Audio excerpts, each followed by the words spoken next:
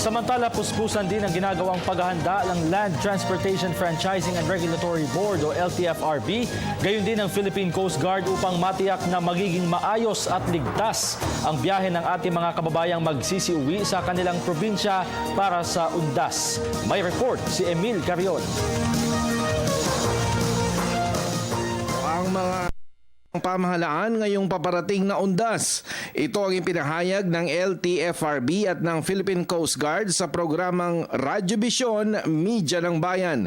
Ang LTFRB ay naglaan ng hindi bababa sa 1,000 special permit para matugunan ang inaasahang pagdagsa ng mga pasaherong pauwi sa kani-kanilang mga probinsya. Pupunta po kami doon sa mga bus na may interregional routes kasi alam naman po natin na pagdating sa ng undas, nag-uuwian po ang ating mga kababayan. Ayon kay LTFRB Chairperson Winston Hines, ang nasabing special permits ay para makabiyahe pa probinsya ang mga city buses mula October 30 hanggang November 3. Tagubilin ng LTFRB sa mga pasahero na tingnan kung may mga nakapaskil na permit sa windshield ang mga pampublikong sasakyan.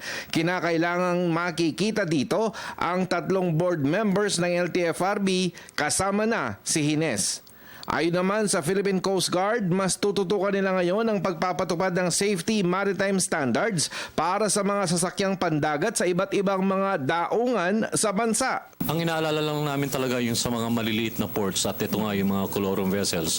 Naging tradisyon na ng Pinoy ang pagbiyahe tuwing may mahalagang okasyon. Madalas ay kasabay na rito ang pagbabakasyon. Lalo na ngayong undas na okasyon para bumisita sa mga namayapang mahal sa buhay at ganun din sa mga nabubuhay. Meron po tayong mga inspectors at nakikipag-coordinate din po tayo sa mga enforcement agencies.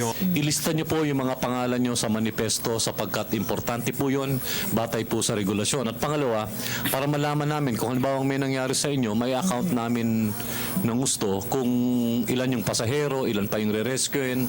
Layunin ng pamahalaan na maging handa para sa kaginhawaan, seguridad at ligtas na biyahe ngayong undas para sa mga tunay na boss. Para sa Telebisyon ng Bayan, ako si Emil Carion.